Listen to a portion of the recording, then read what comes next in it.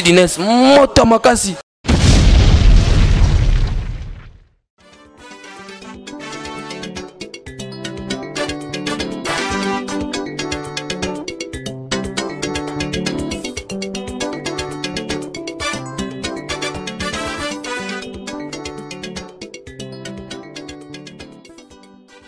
Tant que je respire, j'espère.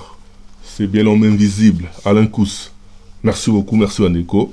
Merci de mon abso partout dans le monde. Merci de la confiance Nabino. L'actu du net, chaîne Nabino, il y a référence, chaîne Oyo. Voilà, Batunyo so bazar au côté, bazar au notango, dans Baopesango, appréciation moro ya bien, et Batumso pe bazo bangango, bazo kima po, et on va vérité bimara, des fois, tout va supporter à honte. Donc, bon, biso da musala o toponi o tolingi, donc tu continuer toujours à travailler la ndenge ya ko amener pour la communauté na biso, pour la mboka na biso quelque chose pour na ko faire évoluer makambu. Donc ndena ba toujours ndaku batonga ngo likolo ndako eza na ba fissure te o elingi de yebuka na te. Donc pour na botonga ndaku, il faut buka comme ça bo bana la fondation pour ndako eza solide et tenir bané na bané. Donc yangwana objet ya émission na biso, il faut tout nettoyer là nous après tout banda ko construire makambo sika. Donc un jour j'espère qu'il va oyo bazoko ta doute ba oyo ba ezope son kanda na msa tout ça là va comprendre un jour, même pas tant sous dans 1 an, dans 2 ans, dans 3 ans, même dans 5 ans va comprendre et logo nini to yaki nango nakati ya chronique oyo. En tout cas nous on est au solamno ni dans solamno les émissions sont très techniques et très techniques mais ils ont vraiment la technique ma capacité parce que ça sujet est très complexe. Les amarambo il y a des déclarations, il y a des droits, il y a des musiciens à biso parce que tout est au la top 50 en tout cas nazako féliciter à émission là nazako remercier na bateau yo balanda ki yango pour tout moni effet nango ba tout nyoso ba ndeko nyoso ba moni ba publication tout ça là qui est top 50 on peut ça merci beaucoup na Christian Manza place azali na musika donc on avait un architecte il y a réflexion et actu du net en tout cas merci beaucoup na musalo do ça là donc par rapport à l'émission Top 50, nous avons remarqué que le Romoro a poussé tout ça la recherche pour comprendre qu'est-ce qui se passe. Mais Marambo est tellement technique que tu as vraiment la profondeur, tu traitant superficiellement par rapport il y a idée, il y a émission.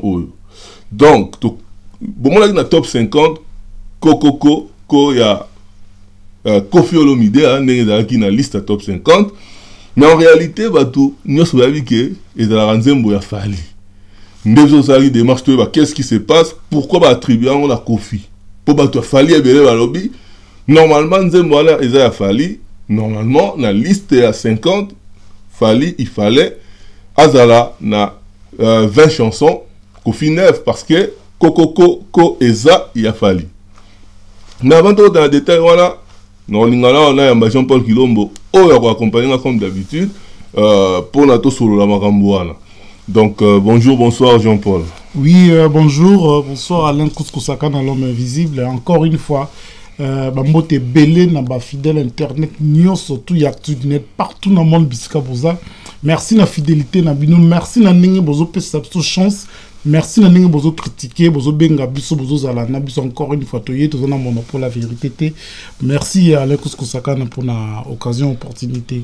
En tout cas, Jean-Paul, on accompagnera toujours hein, comme bon, les gens va chiffrer mais ils allaient tout comprendre parce que tout ça fait enquête, tout ça recherche, tout voilà par rapport il y a émission la biso il y a top 50 tout le côté là que Kofi Olomide a déclaré nzembo ya fali comme nzembo na to landeli yango to landeli pe ba musicien mususu o bazali ko faire partie na kawana donc le to linga un peu ko interpeller bango par rapport ya situation là donc émission beat nango ezate ya ko attaquer mutu moko quelconque na beat nango ezaka ne ko interpeller batou ba pesa mutu na mutu droit na parce que ezali bien te ko ça là parce que ça d'une manière un peu escroquerie hein, parce que et le royauté mais yo déclaré ngo ya yo donc voilà.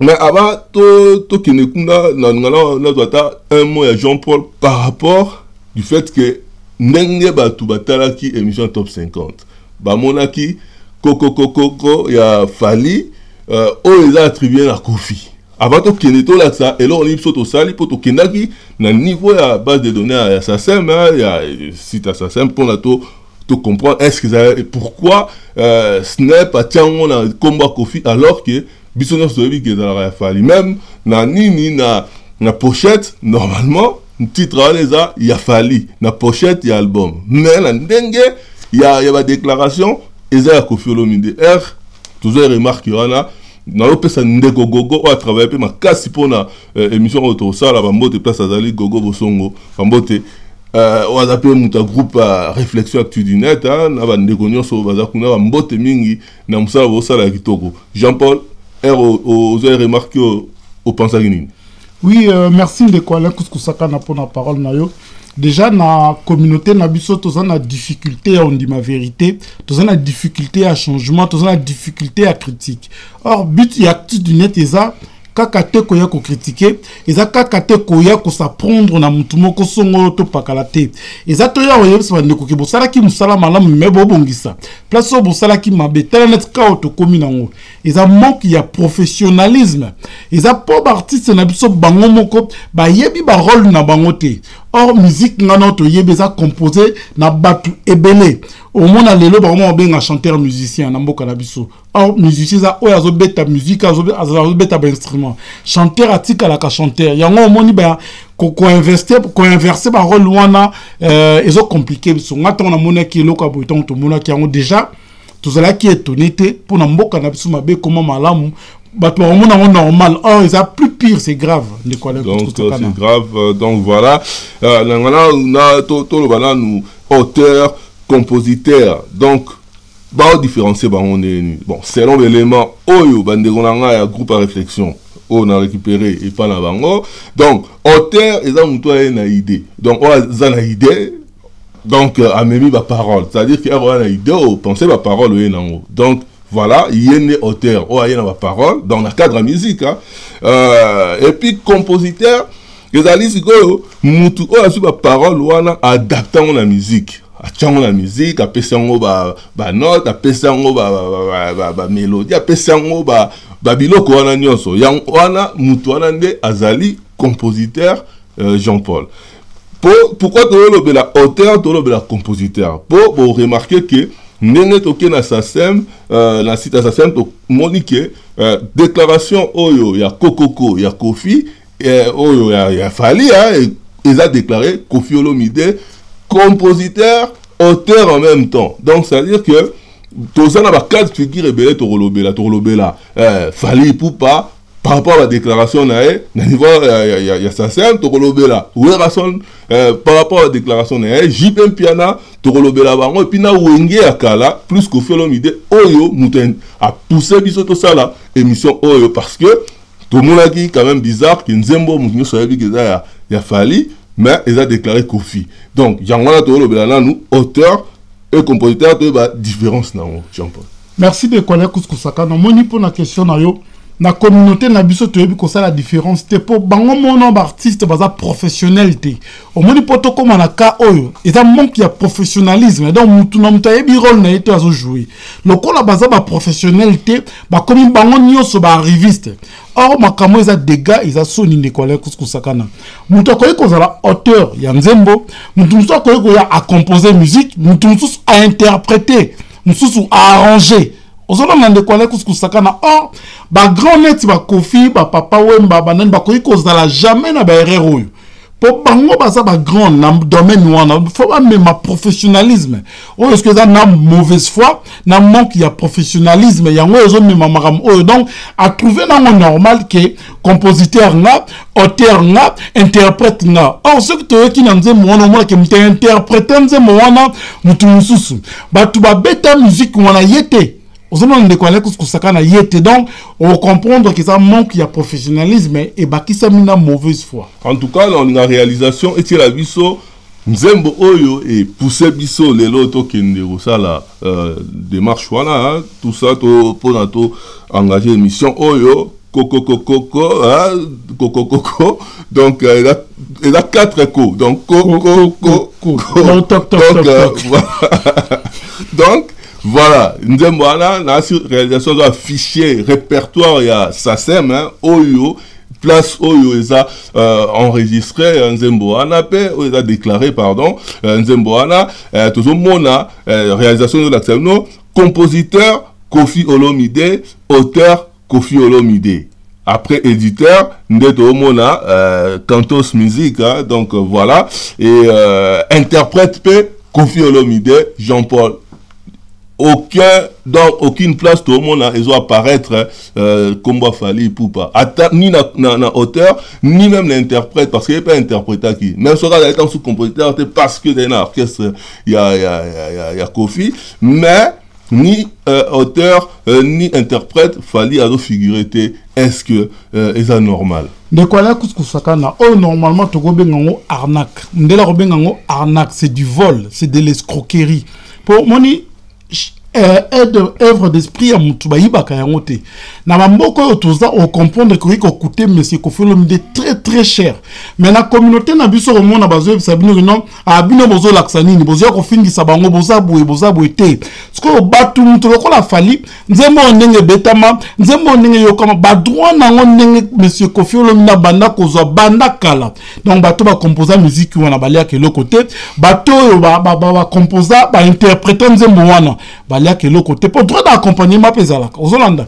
Donc un grand comme Kofi Olomide ce qui azo kende na ba terrain ou soit ils ont mauvaise foi soit ils ont vraiment manque il y a professionnalisme or manque il y a professionnalisme na niveau ya Kofi Olomide ils ont des gars ils ont Sony ne quoi Alain Kousaka c'est de l'arnaque c'est du vol bon il faut payer ok donc par rapport à la vérification hein, donc voilà il faut que donc na SACEM les gens bateau baza affiliés c'est-à-dire on va cotiser na SACEM pour SACEM à gérer ba droit na bango à gérer ba voilà ndenge zalara à gérer ba après SACEM peut à foutre à bango en retour mais ça va mususu ba œuvre na bango ils a déclaré na niveau à SACEM mais bazali affilié na SACEM nde bokomo na ba cas de figure mususu net par exemple Werason Oyo a déclaré Nzembo parce que à la compositeur donc comme les orchestres mais a tia quand même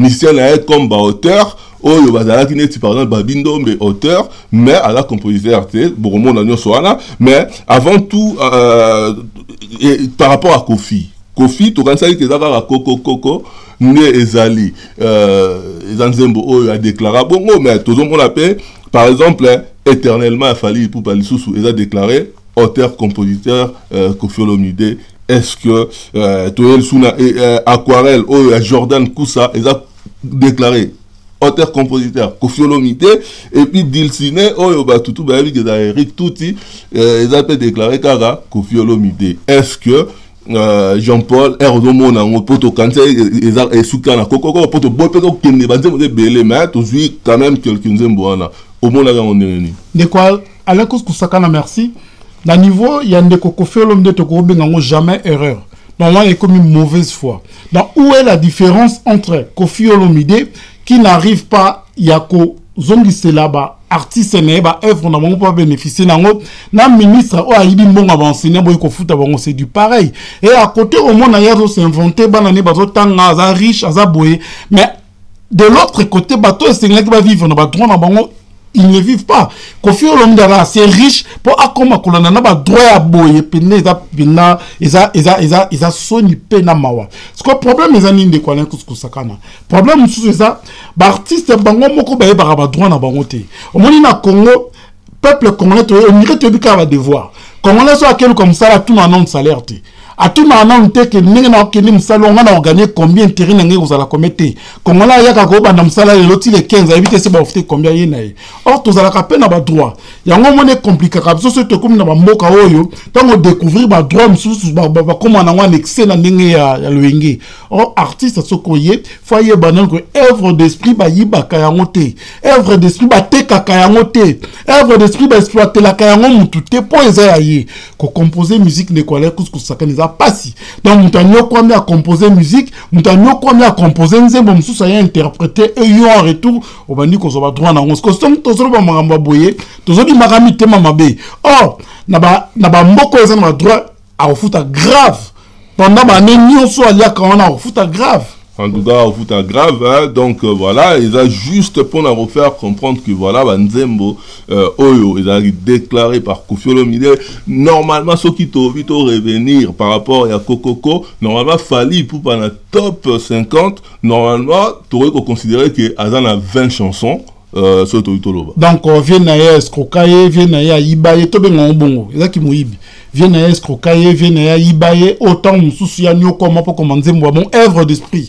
Donc ton ba fan ya fali ba vandaka, bana na ye, mwasi na ye, famille na ye, bazo kanisa ke musala wane tout akito leze a mwana, biso nzora ne quelque part, kulutu na biso a bon bien on a ndenge ya mabe to benga on ndenge wana arnaque na français. C'est là qui voilà kinko nde ba kinko ou bien là marqué tant sous ezana na ndenge moko ya structure te o evanda pona ko sala mwana ndenge orchestre na biso mais tous en après ya moko o azo respecter ba de parler tout ce que ça quand on a tout biso les artistes congolais n'ont jamais été professionnels. Pourtant, artiste ça professionnel a oyeba ko sala la part des choses. Le fait que ta na ba mbonga ba cacher bazoka bazonga na ba bar na banganda, ta na ba artiste ba accompagner ba ba droit na bonga za la kanini. Donc ba artiste na so ba na crise ya professionnalisme oyo siko ba na ko apprendre.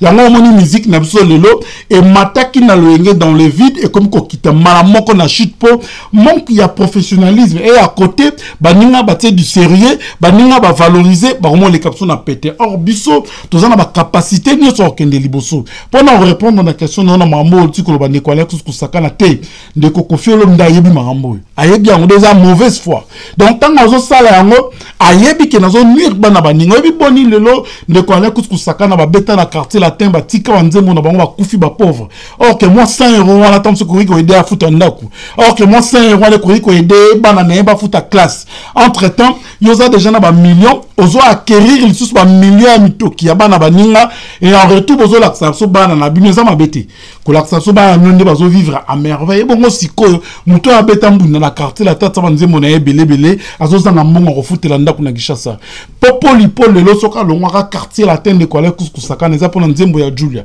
kaka même enquête auto ko sala aleka na TV na mai na musolobi comment se fait-il que Nzembo ya ngai maintenant on a kena ke ne redéclarer na kekuta kuna monsieur Koffi Olomide et loko ba bebanela ya ngwana donc et ça arnaque c'est du vol donc l'artiste n'a bu sauf pas quand il sa professionnalisme et en plus ce qui est un pays de droit n'est pas coûter très cher et coûter très cher donc voilà bon j'espère que réalisation et ça la musa nango et on afficher les bino Nzembo oyo tozoloba awa donc tozoloba ils ont affiché Kokoko éternellement Dulciné Aquarelle tout ça je pense que eza ko afficher les bino yango po mona ke o eza répertoire ya SACEM hein, donc répertoire ya SACEM ne place Nzembo on les a déclaré donc voilà tout ça ba quatre figure mususu o torolobela Jibin Piana ba déclaration les anene torolobela Fali pour ba déclaration les anene torolobela Werason ba déclaration les anene et puis Wenge akala ba déclaration na bango les anene to quatre figure à Wenge ancienne formule to genre parce que tout le monde peut ba déclaration na bango ezalaki na ndenge mususu.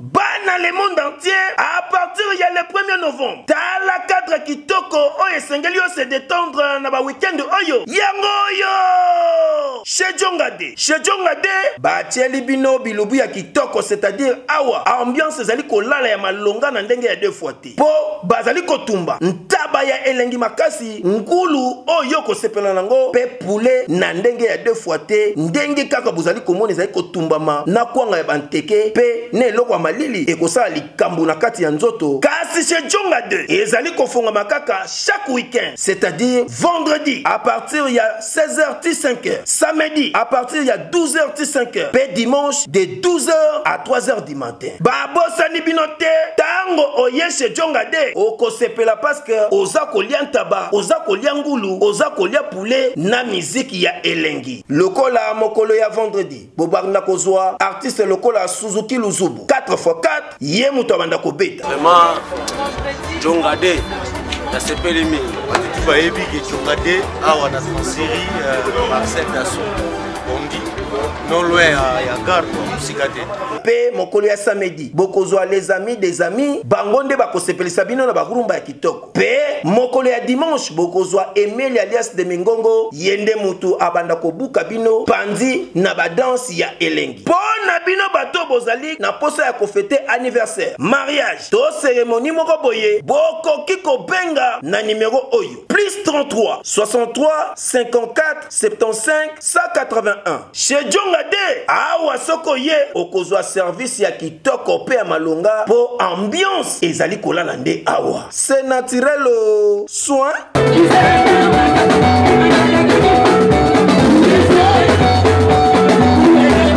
Biso tout okutana awa soirée ekomi awa donc mutakangi Paris eza Jonga minga kolobeza te roi David l'homme qui a tué Goliath mais c'est Djaja voilà quoi. Oh Djaja y'a pas moyen Djaja kibale esili Djaja alekanga biloko kende na yo.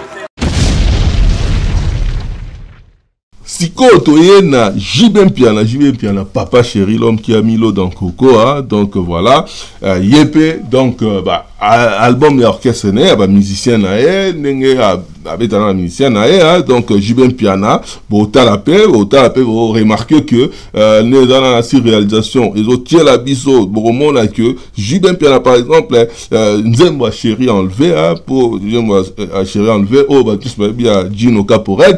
Ils avaient déclaré, il y a JB Piana, donc ils avaient déclaré, il y a Chituka, donc voilà, Nzembo Yamboa, oh bah il y a Chai, ils avaient déclaré, il y a JB Piana. Et puis ils avaient wanate, Nzembo de Belé, dans la surréalisation, ils ont affiché les binos, vous avez un peu, Oyo Eza, ko s'est passé, Oyo Tozoloba, Jean-Paul, JB Piana, Nzembo Nyonso, il y a un ministère, ils ont déclaré, na Kombo nae.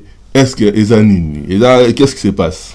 Mais ezola ça niveau moko na pso ezali de kwale kuskusakana déjà mutazu risque ko banga mangambu ya boyete ke un jour ko bima na poisa. En plus structure ya musique na pso ya moko na pso nyonso eza mabe. Donc photo bande la pena à zéro mutu no mutaye ba droit na ye mutu no mutaye ba devoir na ye. Or JB Piana lelo 58 paires ya Weston au moins na mukolonze mo atam so kelela na 10 euros na 50 euros. Au moins na yelo ça azo offrir bana na ba téléphone à cher ba via luxe eza mabete à acquérir bozunaï mais après ça peut ba ninga ya bango muke na bango wana pas vivre na donc on de quoi les kuskusakana en plus au moins na bango bazo se prétendre être ba grand na manque ya professionnalisme ndengo tu éviter tout le bandengeni.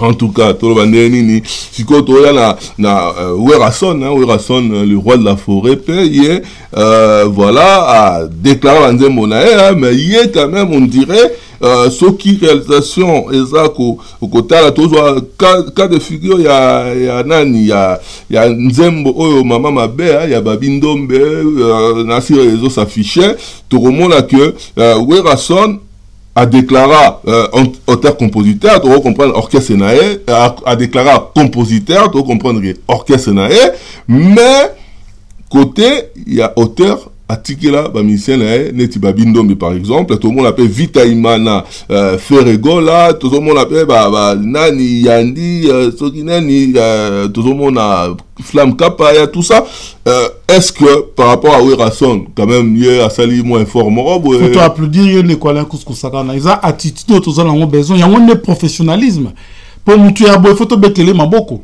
pour tant toujours baba maman mabeza album ya kalande quoi kus donc oh baba biba c'est tant tout ignorant akoka il peut ko sala ningi ko fina jibe basali akoka peut ko lekila bon maele mais initiative o ya zui ceux qui bande connaît union so balanda qui est donc faut applaudir le roi de la forêt mutazanga ramabete mais tant mutazo boya kolia mutoki ya muninga na mamu ya boy photo betele maboko et après botala maman mabe bo mona ke artiste aza affilié artiste aza affilié na nini maza quand même nzembo neza déclaré il faut l'applaudir de quoi là déclaré siko même ba comportement ya boyango tozolo ba kofi ba jibe ba ça na manque ya professionnalisme talana on ba ça ba grand qui grand on peut ça na Congo pour ceux qui totali pe na ba archive to tu na top 50 on comprendre que ceux qui to bandi ko belle la bit na biso za ba génération o ezo ya bala na lokolo wana te bala na lokolo wana te po niveau ya ba kofi ba ça na ba manque ya professionnel jibe na manager na Jibaza na manager tepo bambonga foot bambonga ba concert foot na ba bar artiste ba pauvre mais au moins nazo détourner les sous na moi 10 €, 20 € ya carte ya Gino Caporeji donc Werason faut l'applaudir dans comportement ya boina ba initiative ya boy. Mais est-ce que Werason a la droit ya la compositeur? Oui, Couscous-Sakana, la musique se compose. Au cause de la kakate, poser, recomposer. Nous avons composé musique à petit rythme. Que voilà, bobetango, boé. Mais ce qui a bête la guitare. Voilà, donc, à quoi cause la compositeur, à composer musique, à y a petit professionnel, babeti. C'est normal les alangango. Mais attitude ya Werazu on est toujours applaudir que voilà les qui est monaye malgré sa affiliété mais otikeli ya ngokuna donc voilà bien bon mon que numéro ya affiliation ils atteignent combo ya Babindo mais parce que voilà Azali affilié mais quand même œuvre n'a déclaré na niveau ya SACEM net banzembo mususu tout le monde va faire rigola tout ça va déclaré voilà Jean-Paul est-ce que un mot par rapport à Werason poto yana fali poupa oyo pe azal to par rapport à droit d'auteur auteur compositeur hein, voilà to ya pe pour na fali poupa un mot pour na Werason avant de passer na fali au moins ni Weraloba elo moko tu peux me quitter sache qu'un jour l'avenir me donnera raison au moins ni ngas que le kamusanga muto prétendant qui sauver orchestre ko sauver batu na dindi se bon na maya kufisa bango ba pauvre ye mo akoma na 58 pères Ozolana donc Werason photo applaudir yena ba kaya boye ba initiative ya boye e na bande ko nyonso batikali eza boyene musala sala makande ko Couscous-Sakana eza boyene musala e sala maka j'espère que ozolana biso to zana te pona koya ko critiquer ba artiste na ndenga renuire bango mais pona ko laksa bango place derrière na bango eza po prochainement artiste oyo netia sika ba jeune bazoya ndenge Jean-Paul Toloba ba ka osa musala correctement ba longola lokuta ba longola ba tricherie nzembo za yote nini za ya mutu za ya mutu voilà il faut redéclarer ndenge ezali donc voilà il y a un épisode tout ça a besoin donc exacte que yo ozin nzembo ya mutu OK au déclarant na kombo na yo alors qu'ils ont yoté conscience no pays qu'ils ont yoté local appelle loi attend sous ces autres mettre bango en difficulté par rapport à ya situation là bazo continuer comme ça là donc c'est pas normal donc biso dozana pour avoir interpellé bino pour avoir tika maramboana parce que les a normalité peut-être on a fallu poupa voilà fallu poupa total là par rapport à la musicien mais donc je ne sais pas réalisation et afficher les bisous Vanessa Fali Poupa on a déjà neti musicien voilà Azali auteur Azali en même temps compositeur hein, donc article nion somi balé donc au monde qui combat Fally et apparaître nulle part sur au talibé même pas musicien hein, au moins combat Fally et quoi apparaître nulle part Jean-Paul donc quand même Fally avec moi professionnalisme mon robot par rapport à ba Véné autodicité. Merci de Kwala Kouskousakana omoni lelo de konabso Fally Ipupa du Cap la Merveille fait partie des rares artistes congolais où à suivre vraiment les normes. C'est parmi les rares artistes congolais où ils sont très très professionnels. Le autre il y a un milieu de musique congolais malgré la grandeur il y a Kouloutouana au moins il fallait la zone nanzila te. Ils ont organisé tala nenge a publié kaba tourner nae. Tala nenge publié tant sous tourner 6 mois à la 6 mois à tourner voilà professionnel 6 mois au bêta autant. Fally est tellement professionnel qui a témoigné les na volonté à quoi apprendre. Aboyi musique il y a bar nanganda. Aboyi musique il y a balabala na ya makelele. Donc il fait son travail. Donc aligné musala na pesi en valeur. Na bi le de quoi pesi mon entourage na. Na bi de quoi Kousaka na ce que les artistes le plus respecté lelo na Congo c'est Fally. Ozo respecter na musala na yango monezo bota ba jalousie belé. Yango ça que tant sous ba azo so ba contrat ne monter na batou même ba cacher roda ne monter parce que dans la sérieux mon robot. Mais de quoi Kousaka na yo ba producteur ayo ko lukayo benye na ndako na nganda. Azo peso mbongo konto koto na chambre. A considérer un nègre. Amon gars on a manager. Ozana manager toi lobela kayo ozana agent de communication. Moi va pesca numéro bengi allo. Azio moko.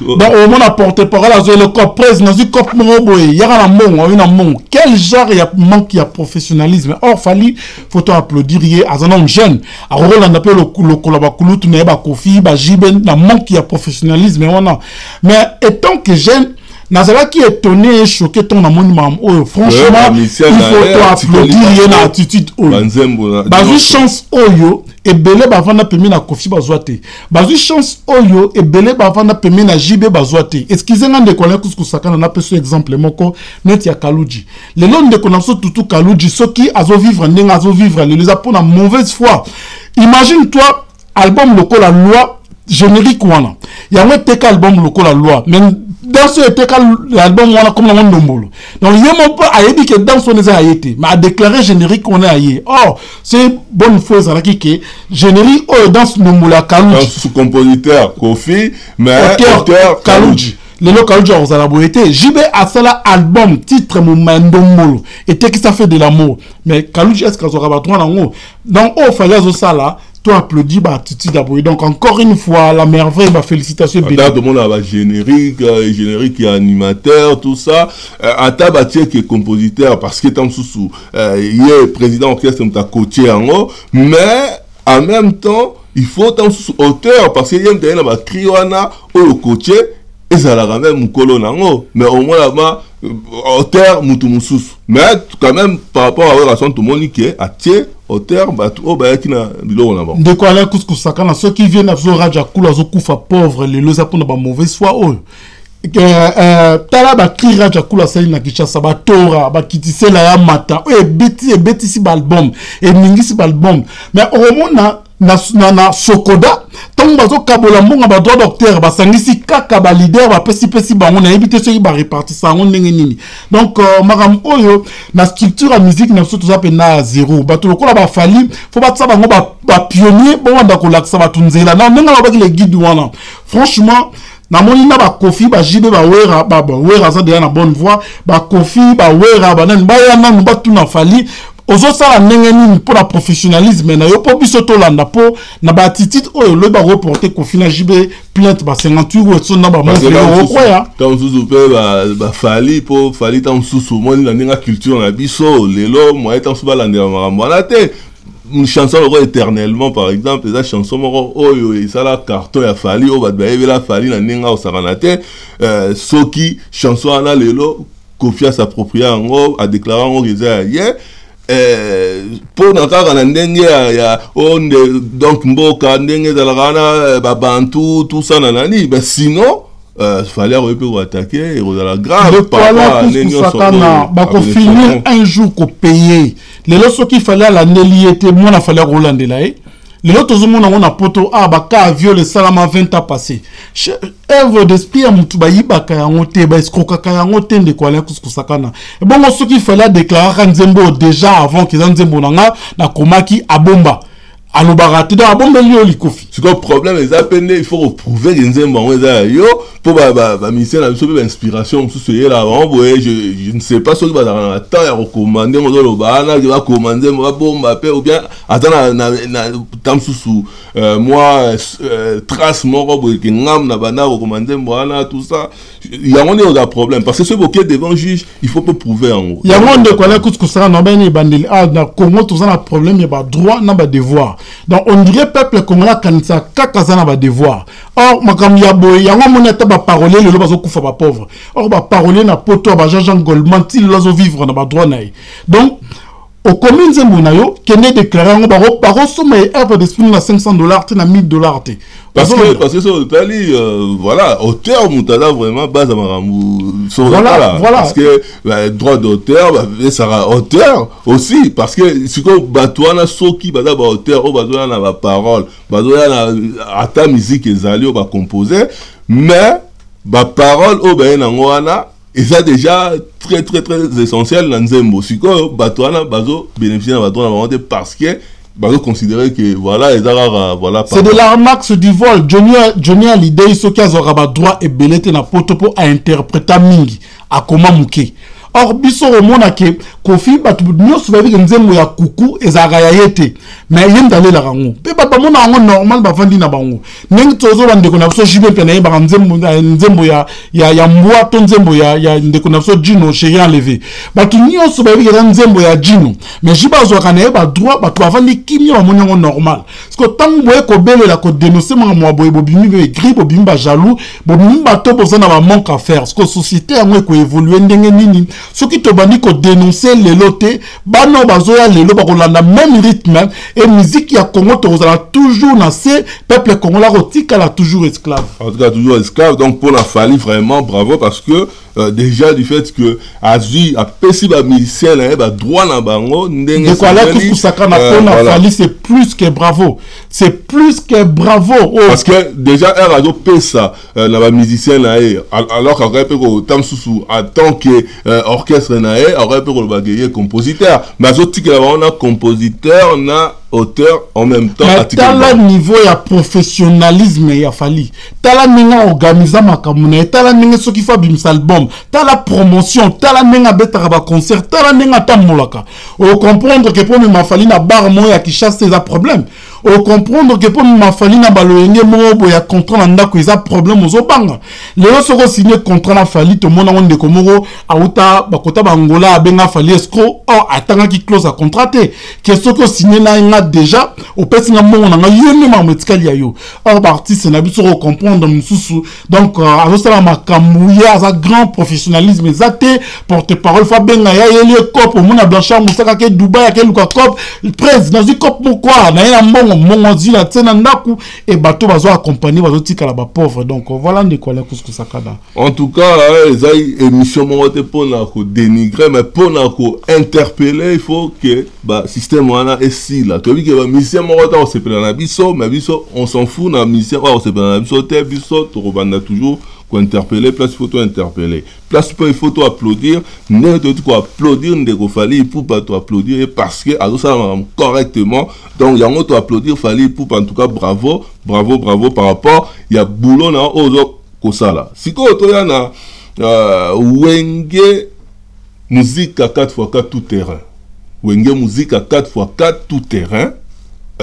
Jean-Paul total peu ba déclaration na moi total là na si réalisation ezako affiché voilà wenge musique à 4x4 tout terrain voilà tout le monde a net Nzembo ya Kapangala o ya Werason tout le monde a que voilà auteur Werason mais compositeur Makaba ce tout à toutes les chansons ici et Tikali tout le monde appelle IOA o ya Jibem Piana IOA auteur JB et puis compositeur Makaba donc Nzembo nyosa wenge compositeur Makaba voilà c'est tout à fait normal parce que Makaba mutu anayi ko composer la musique na bango par rapport à chana wana bana boya. Mais makaba ba ki sa connaissance dans domaine musical que les kabande connaît mususu avant. Donc ayeba ki maman avant roko ndenge nini. Yo dribble ndenge nini po tant que ça qui volonté ba mise na été. Tant que ba mo pe ba yeba ki te ko ça la répartition on connaît que ça kana ki auteur, compositeur, interprète.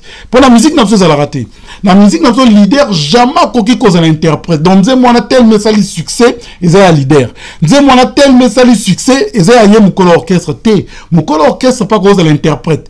Et ça ka censé te poser mon ayo que yende ka foye mbangote to mona ngona baka papa na absolu tumba simaro. Donc de quoi la kuskusakana wenge bazaki na manque à professionnalisme mais bazaki maele bazaki na batu ya maele kati na bango donc na baka oyo eza intelligence ya ndeko na biso ya ndeko na biso Alain Prince Makaba donc voilà voilà il y a peu à ça la guitare na non mais parce qu'ils avaient pas droit là parce qu'ils m'entendaient ko créer ba musique wana yem tane ko travailler même ba voix na bango yem tazo yembi sa bango c'est-à-dire que yo yemba bo te faut mata bo il faut kita bo yem tane ko donc côté bango c'est-à-dire que ça va mériter côté ya compositeur parce que yem tane ko composer voilà ba musique wana. Oui on de connaît kusaka na Alain Makaba ndi na toluba awake c'est parmi oh la carte mango qui très professionnel mais au moins on appelle la carte ya wengi wana ba mususu ba bimba ba lela ba nzemo na bango ke nzemo wana ezala ki anga me kulu tel mtayembi yango nzemo wana ezala ki anga e bimba mtu tel pona za ki na choite ozolanda donc eza manque ya professionnalisme tala ndenge wengi ezala ki constitué au comprendre que bazaki penda pe ba professionnalité bazaki entouré na ba professionnalité Alain Makaba za exception pour musique ezala ki passionné ya tangela ki en moyo ko ça ezala ki te donc voilà de quoi le kuskusakana. En tout cas, voilà, je pense que réalisation de Tchelabino Banzembo, Oya Wenge, ancienne formule, de Tchelabino en tout cas, merci beaucoup na Ndegogogo, place aux Ali, merci beaucoup na Christian Manza toujours, voilà, en tout cas, merci na Ndekonyo sur la réflexion, il y a groupe à réflexion, il y a Actu du Net, merci beaucoup na Bino, donc voilà, Siko, vous voyez que pourcentage par rapport à SACEM. C'est-à-dire que le lot doit traiter le sur le plan technique parce qu'il est complexe pour la technique. Nous doit s'arrêter dans basique, superficiel. Tout qui est vraiment na quantité pour la droit, banni et tout ça. On va aller dans l'émission et qu'il y a prochainement. Mais le lot par rapport il y a autre monde qui te repéra qui sur top 50 par rapport à Coco Condé Mimiso Potoya Kosala émission Oyo ne te découvrir pe ba chant ya bande comme Susu Oyo ils a déclaré d'une manière voilà ils a été à déclarer na comme on a les cas ba Jibem Piana ba Kofi Olomide voilà et c'est pas normal ya ngwana to c'est l'émission Oyo donc il faut pas que revenu, rémunération, il y a SACEM, et ça va distribuer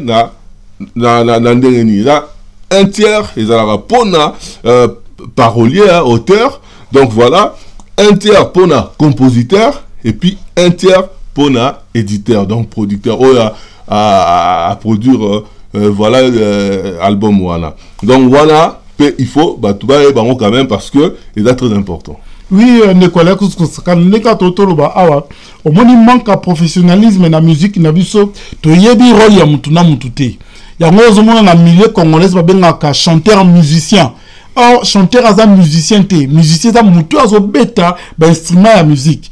Ozolana donc bandeko ba koya na sima ba kotisa après ça va chanter on soupe ba musicien oui c'est de l'homme pour par exemple qui chanteur musicien mais la plupart les londe comment biso ba musicien te boza ba musicien te boza ba chanteur au monde na ba sala union des musiciens te union des chanteurs union des musiciens ça ba ba beta ka musique ozolana de quoi kusaka no ba beta ka instrument donc but na biso ça comme ma éveil que bandeko bazoya générations à venir va comprendre que ça musala moko très noble ba côté sa professionnalisme de quoi là kusakana au moins lelo ba artiste na biso vraiment kundama na mbongo ya Congo na drapeau mais ça na mbongo na bango mukula robela faut l'état ya pour biso to repousser l'état ya mais comprendre que ceux qui vont vivre na ba droit na bango parce que on a besoin de l'état pour a refout assurance pour mukolo robela a refout assurance pour mukolo rokufa a refout ba assurance songo pakala mbongo wana ba ko kunda nango ba chege ba retraiter lango ba enseignant ba s'en charger na ba militaire donc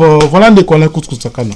En tout cas, voilà, des années, patron d'orchestre, donc voilà, tu regardes en souka pour sensibiliser, il faut pas honnête, déclarer œuvre, et salami na quatre orchestre, ceux qui aux auteurs, auteur, compositeur, interprète. Et ça que yo aussi, au même niveau, on a chanteur, on a compositeur, on a interprète, on a tout le monde, kaya kofi, olomide, par rapport à Vanzem Bonnet, a fallu, donc à Meni, chanteur, donc auteur, compositeur, interprète en même temps. Et ça vraiment, et là, et ça quand même, il y a bien été. Donc, tu redénonces ça, on te dit que, et ça la passe, si, bat fan, il y a batouana, on s'est fait la tête. Mais biso toza na obligation au salango. Ata bondini biso le lote tant sous dans 10 ans pour otalara émission au bolbag a batoyo ba sala quand même musala moko boy. Et on a félicité ndenge déjà top 50 ba tout nyonso ba comprendre ba lobeli yango et ça biso plaisir à makati. Mais avant donc la conclusion de l'émission parce que je pense que pour comprendre l'idée de l'émission la biso on a tiré nos vidéos moko boy explicative. Vidéo explicative oyo boromona bazo expliquer bino un peu ndenge nini système asalaka pour azwa akene ko collecter ba nini ba droit ya ba musicien au baza voilà baza affilié pas na et puis ndenge nini akabolaka yango tout ça bazo pesa une explication moko ya vite fait explication est dans français hein bolandango comme ça to conclure nabino pona topé ça un peu conseil à ma patron oyo bazar déclaré ba œuvre malamouté bolanda et puis tozongi. Vous êtes-vous déjà demandé où va l'argent que vous payez à la SACEM? La SACEM collecte des droits d'auteur dès qu'il y a utilisation de la musique qu'elle représente. Par exemple, dans un commerce, lors d'un concert ou d'une animation organisée par une association. Vous vous dites peut-être que la SACEM garde cet argent pour elle. Pas du tout, non. En fait, la SACEM, Société des auteurs, des compositeurs et des éditeurs de musique, redistribue 83% des sommes qu'elle collecte. Mais alors, comment ça marche? La SACEM est une société privée à but non lucratif. Elle appartient à ses membres qui la gèrent comme une coopérative. Ils n'ont qu'un seul objectif, faire vivre la musique. Et pour que vive la musique, les artistes... tous les artistes doivent pouvoir en vivre de leur musique. Sinon, c'est pas facile, quoi. C'est pourquoi la SACEM existe. Les droits reversés aux créateurs sont les mêmes, qu'il s'agisse de jeunes artistes ou de stars internationales. Bien sûr, plus une œuvre est jouée, plus ils sont rémunérés. Ainsi, en un an, grâce au travail de collecte et de répartition des équipes de la SACEM, ce sont 293 000 auteurs, compositeurs et éditeurs en France et dans le monde qui ont perçu des droits d'auteur pour 2 millions d'œuvres diffusées et qui peuvent, grâce à ces droits, continuer à créer. Merci beaucoup à la vidéo explicative. Il y a SACEM, Nengenini, à fonctionner. Si la ligne Jean-Paul, quand même, au sensibiliser, patron d'orchestre, sensibiliser, voilà, même producteur, pour producteur, on va déclarer la musique, na SACEM. Donc, au sensibiliser, il faut repérer ça dans tout droit, il faut repérer ça dans tout oiseau mérité. Ce qui est compositeur, il faut pas remettre un compositeur pour nous cartonner. Ce qui est auteur, il faut que yom to koma kinzembo alors que obi même pas koma, obi même pas tant sundeni babanda koma nzembo mais yom to ozali auteur, yom to koma kiango. Au même on na mutu na conscience no alors que les a bon côté. Est-ce que on peut sensibiliser nini? Avant de la conclusion, on peut savoir qui vont monter. Oui, merci de quoi la Kuskusakana. Au moins, auto le vélo montre capital awa, moi conscience. Donc, on a aussi un leader pour terminer, un leader. Un leader, normalement, rose à la tête, on soit l'artiste. Moutuna Moutufo à comprendre droit naïe. Moutuna Moutufo andima à vivre la droit naïe. En plus, le long message de routine là. na cadre à Sokoda bino moza censé kozala ba professionnel mais comment se fait que tango kabola ka mongo wana to mona ka ba animateur te to mona ka batambunda te to mona ka batangongi te ko ba droit na bango kenda ka wapi bolandela ka yango ndenge nini il faut que d'accord 2 secondes il faut que sensibiliser ba musicien oyo bazaka na orchestre bakini pe ko s'affilier na ba place wana parce que bango pe so ba s'affilier te moi pe bato balandela ba droit na bango et ozala te. Donc ba artiste na biso ba leader bino bozana ba groupe botika ba artiste na bino ba vivre libre nene ko fallait ça nene ko wera ça la botika mo ba vivre libre que ayena cri na ye tinaye directement $60 kene ko déclarer en na Sokoda pour lobi ce qui beti on va vivre na ba droit na bolinga kaka te botique héritage ya mendicité en fait. C'est pas bien boutique héritage de mondicité. Les artistes congolais aujourd'hui sont devenus des mendiants partout dans le monde. Les autres qui artistes à Bengio, Komobanga, ceux qui n'ont pas solo les Silina été dans mon on a poche isolénga. Et na bino nini de quoi kusaka na koloba. C'est pas parce que vous travaillez dans l'orchestre et patron mon kosongo kozana ba droite té œuvre d'esprit non ba te kaka ngote ndeko. Yaza millionnaire angili déjà bon yo rotika la bala no nini. Tala le bo ke ndaka ko se retrouver et pas à chaque Congo et ça sonne entre temps ça la fierté à musique. Na petit exemple mon pour comprendre la mauvaise foi que générique il y a loi on comprendre que Chamouko les ans à 4 à profiter Ndombo les ans à 4 à profiter même t'as bénéficié on a ni on sous à confier l'homme de quel genre il y a mauvaise foi donc on a demandé qu'on a ni on sort but y a tout du net. Il y a encore une fois, merci Ndeko Kuskusakana, merci na groupe il y a réflexion. Na pesa ba mote na mingi lelo na Igongo to merci Igongo to mon ami personnel et dimanche Zorino ya yo ngwana Sami Mongo le bilaka du monde ozongi. Donc yo pe zongela Pepe Yolo ya yo ngwana Shikito Mushashino ya Diezola Paris 20e Papile Prince, la Grenoble, il y a bien un merci à la Kuskusakana. En tout cas, à tout seigneur, tout honneur, hein, Francisco Mangala, Bambote Place aux Alliés, Moussika, donc, na Bosani Tikose Banfumu, Bambote Belé, na Bosani TV Félix Madada, Bambote Place aux Alliés, Papa Tasopeta. Na Bosani Ote Bambote Belé, Brina Simone Bepi na Bambote Belé, Place aux Alliés, Noti Kusakana, Lisette Kusakana, Bambote Belé, et puis na Bosani Te Yves Malou Kishasa Makambo, na Réseau Sans Fil, Bambote Belé, Place aux Alliés, et puis vient la Soshikito Mchachino. En tout cas, émission technique et Goya, parce que il faut en toquer en profondeur pour na droit d'auteur ou tout ça, parce que c'est pas simple pour nous expliquer. Donc, Borozwango, bientôt là, mais pour l'instant, pour aujourd'hui, Toya Kikaka n'a expliquer un peu la déclaration pour sensibiliser les patrons d'orchestre pour lobby ça le mieux possible. Le roi va faire l'héritier, au lobby sur la peste ministère avant va déclarer honnêtement. Donc voilà, n'enge fali pour pas ça là. Donc n'enge oué rason pas ça là qui c'est pas mal. Donc malgré donc voilà, c'est pas mal. Tout il n'a pas qu'on ne voit Kuskusakana chaque vendredi, samedi, dimanche et donc 35 rue Marcel Dasson à Bondy, boutique exotique la profondeur et à l'endroit André donc Alain Kuskusakana.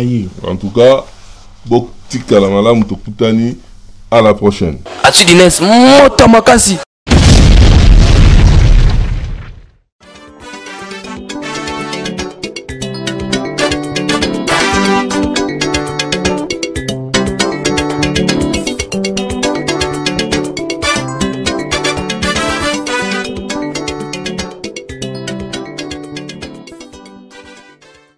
Toujours en connexion, toujours en connexion. Omoni ba Martin Salou wana to ba vanda kanisa na oloba ba ebi.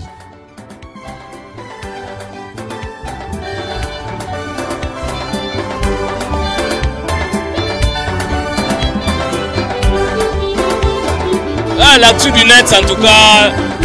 Olanda ngobota la journaliste ambinga bwenga na lekela ki mukuse. Tala niveau nana.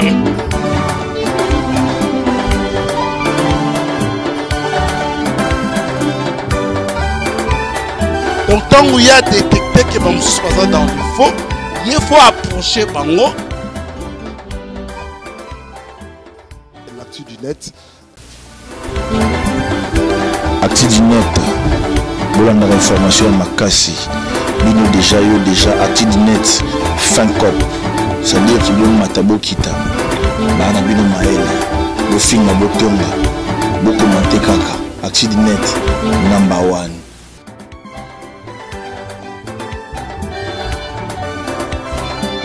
1. Église c'est biso bato bangorodo et ça azui maman moko maman na moi ça kokete là ya bébé invisible jibe mpia na papa chéri na vana na kini maintenant on a kuta nene na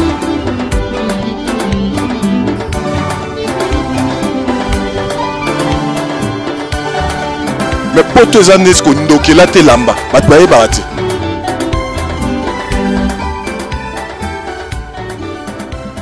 talaki zema mpete bon ngana laki natalaki pena nyoka mubi